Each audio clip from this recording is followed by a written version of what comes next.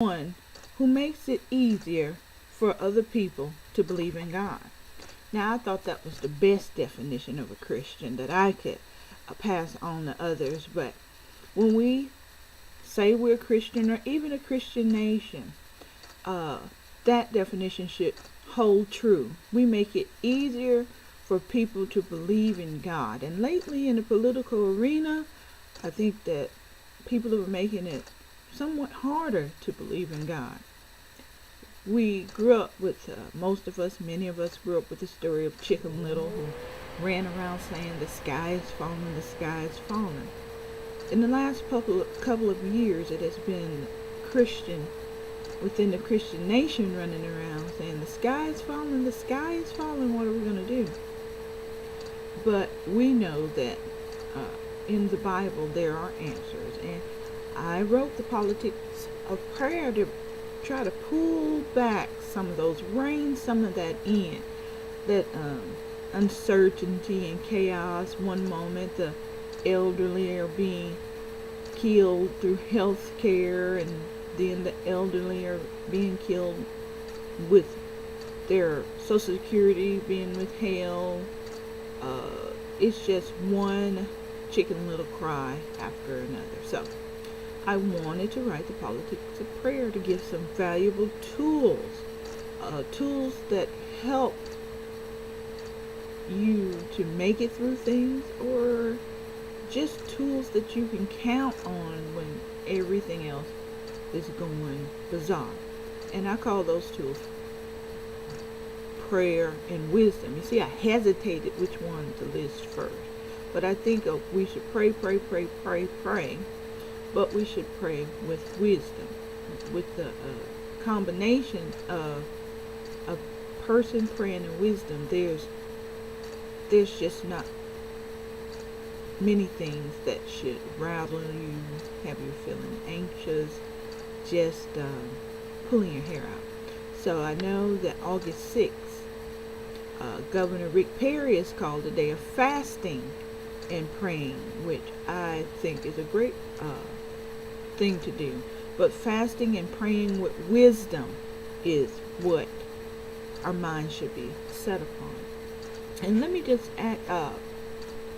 say two things today. With the chaos, with people saying we want to return to a past, in not so many words, but we want our America back. I would take it a step further, and I want it to go back as far as when Jesus was on earth and what his teachings were. So not just to our founding fathers in the writing of the Constitution. What about our founding spiritual father? I would like to see it go back to that point.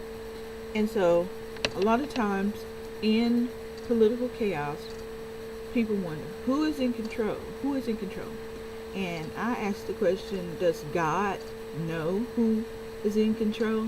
We have kings that rule over nations, and we're lucky in America to decide on the president, and we vote that president in, where in other places it can be a coup or a takeover or just family lineage that allows a ruler to be over a nation. But in America, we come together and we vote. It's not a surprise to us who is the king. We already said in the beginning they had the credentials to do so, and once they passed that, then we vote and decide. But it seems that we had it a little backwards this last election, and we voted, then we said, oh, you didn't qualify. Well, that is the way of people. But I wanted to give in my book passages that would reassure the reader that God is in control. If we're a Christian nation, and we say we're Christian, the Tea Party love to say they're Christian and they want a Christian nation, then I would love for a member of the Tea Party that is feeling anxiety to have this book and know that God is in control, and God does know what is going on, and he just didn't leave it to man to take care of these issues. So in My first passage on page 27 of when we'll on the Politics of Prayer, chapter 3, page 27, we have a quote. The decision is announced by messengers. The Holy Ones declares the verdict, so that the living may know that the Most High is sovereign over kingdoms of men and give them to anyone he wishes and sets over them the lowliest of men. And we find that in Daniel 4:17. And that was in Daniel 4 when he was talking to Nebuchadnezzar, the king, and the king needed the dream interpreted, and he had dealings with Daniel. And we see there that the passage says the decision is announced by messengers. The Holy One declares the verdict.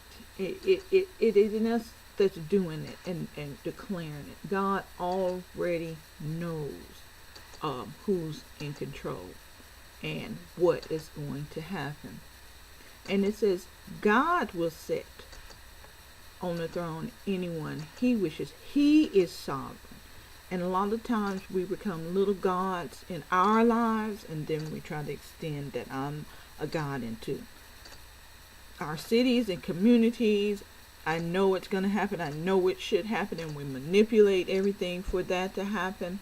And then it grows and grows and grows. And the biggest lesson that we have to learn is that we are people who depend on God and accept his will and offer prayers and wisdom. He answers prayers. So there is a balance there. But the line that divides is we're not gods that set up anything. We are not sovereign, neither is our will. And I think a lot of the political temper tantrums, and I would say the political tantrums echoing throughout the states, maybe little gods have hit a wall and they can't repair something right now, immediately, and are becoming very agitated. Most could settle down to the political process of voting. Okay, we have something, no one is fully in control, we can vote and we can change it. That does not seem to be enough. It needs to be now. So I read you the passage that from Daniel 4, chapter 17, and the first things that someone will say, well, that's the Old Testament, when there were kings. There's not a New Testament standard that says anything about that. And I say, okay, I beg to differ. And if you would go with me now to page 2 of the Politics of Prayer, I'll read this for you here, where it says, submit yourself for the Lord's sake to every authority instituted among men, whether to the king as by supreme authority, or to governors who are sent by him to punish those who do wrong and to commend those who do right. For it is God's will that by doing good you should silence the ignorant talk of foolish men. Live as free men, but do not use your freedom as a cover-up for evil. Live as servants of God. Show proper respect to everyone. Love the brotherhood of believers. Fear God. Honor the king. Now this is a New Testament quote, and it's from the NIV, 1 Peter 2:13 through verse 17. So I've given you examples of an Old Testament and New Testament passage that really says God does know who is in charge. He knows this. And you shouldn't be feared if God actually appointed a person here. And I'm talking worldwide. Sometimes we tend to shrink everything just to America. Well, God goes beyond America. And yes, he does know who is in control, but we just really think all the attention and focus of God is on America, and the other worlds, the nations who have kings or leaders and so forth are I guess off the radar, but just here. So that shows we are the youngest nation, and if we looked in the development of growing, we have a long way to grow, and maybe some of that's showing up. We are a great country, but right now we seem to be having a few growing pains, and for the Christian to run like we're lost without any answers or any where to go. We're going off a cliff. This is the end of us. Is pretty not in line with biblical teaching, and pretty much not in the line the way a Christian would think and what a Christian would proclaim. They have hope no matter what happens to the nation. And then my book asks the question, what if the final line became America was no longer a Christian nation? Would you continue to be a Christian? Or is it the fact that you want to be a Christian where it's easy, where there's no problem, and I don't have to do anything? I'm a Christian because it's simple.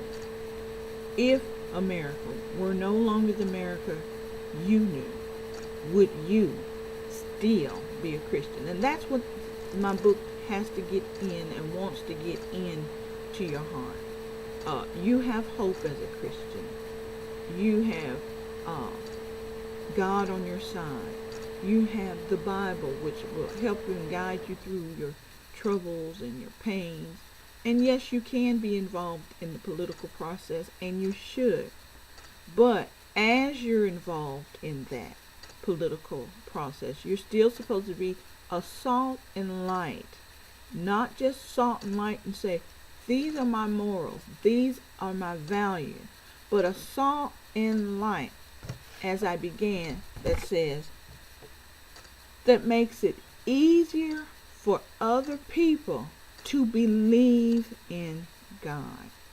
So we are behaving as if we have no faith, that God isn't sovereign, that God has no idea what's going on, and that some superhero, some supergroup must come and save the day.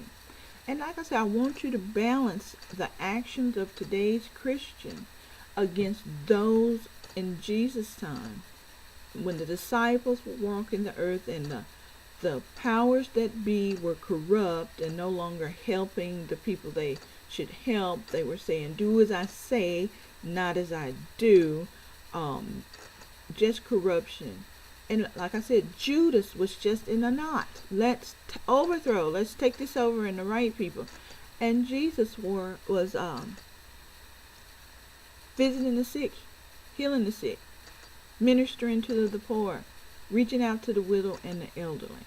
It just seemed like he did not lock in and engage, but in the end, he had the biggest impact. Well, that's it for today. I just want to do these short bursts so you can have time to absorb, to think on what exactly is she trying to get across and through. But these are just pull-outs from my book. Be so easy for me to just read it. And I would love to read it, the entire thing, so it would be out there. The discussion would begin. But I'm counting on you to join in and get the politics of prayer and look at some of these and challenge it. I really don't mind any feedback on the two passages where God is sovereign and he knows who the king is, and that is still we supposed to submit to our authorities, and what exactly does that mean? And it said governors, those who are put in charge over you. And that seems to be easier. Kings used to have to submit to them until the end of their reign, which was when they died. But here we have put in stop gaps, and it should be much easier in our great nation to be able to live out these commands, but we're having a tough time. So I'll say each and every